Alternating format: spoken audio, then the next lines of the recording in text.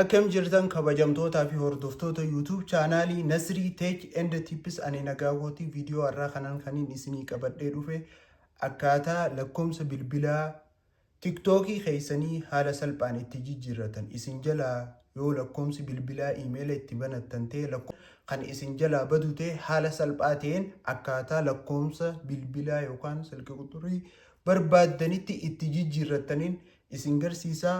Warreen chaanaala kanaaf haarawaa taatan subscribe godhaadhaan isinin jaa viidiyoodhas like godhaa eegalaadhaan isinin jaa warreen chaanaala kana irraa fayyadamaa jirtan baay'inaan viidiyooti ilaaltanii like isin gootanii comment isin gootanii subscribe hin gootanii maaliif akka ta'e naaf hin galu. Warri viidiyoo tanarraa fayyadamtan immoo like share subscribe akka gochuu hin daganneen isinin jaa warreen gaafii qabdan immoo gaafii keessan koomentii jalatti wanta danda'u yoo ta'e isiniif hin deebisaa. Gaafii keessan koomentii jala naaf kaadhan isinin jaa kallattumaan gara viidiyootiin isin dabarsaa na waliin tura. Eegaa lakkoomsa bilbilaa keenya jijjiiruuf kallattumaan gara TikTokii keenyaa seennaa. Erga gara TikTokii keenyaa seennee booda bakka ishee profile jettu kana xuynaa. Bakka profile jettu kana erga xuynee booda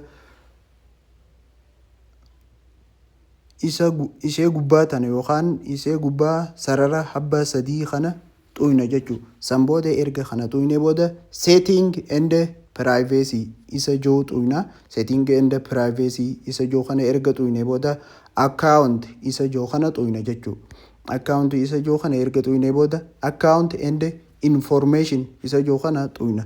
San booda filannoo jalqabarra inni nu jiru kun phone number jaa lakkoomsa bilbilaa keenya as bira jechuu iddoon itti jijjiiru phone number isa joo kana xuyna jechuu. Phone number isa joo kana erga xuyne booda filannoolee lamaatu jira jechuu as biratti.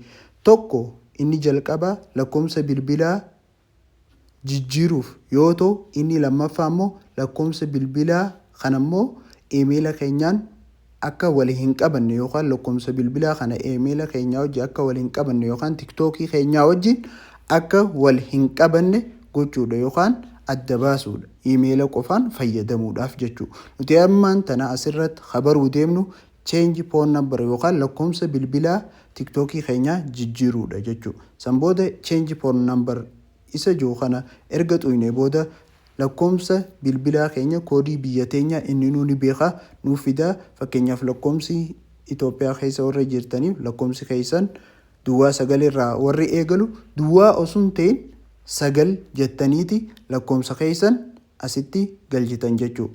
Lakkoomsa keessan erga asitti galchitan booda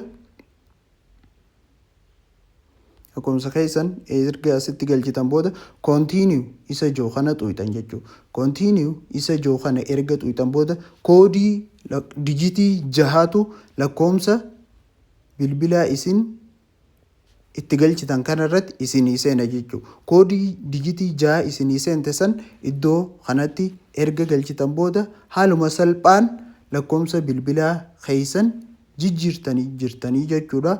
Waan hordoftaniif galatoomaa. Ammas irra deebiin isinii himaa viidiyoo like gochuu hin dagatinaa. Chaanaala kana immoo subscribe gochuu akkan hin daganneen isiniin jaa galatoomaa.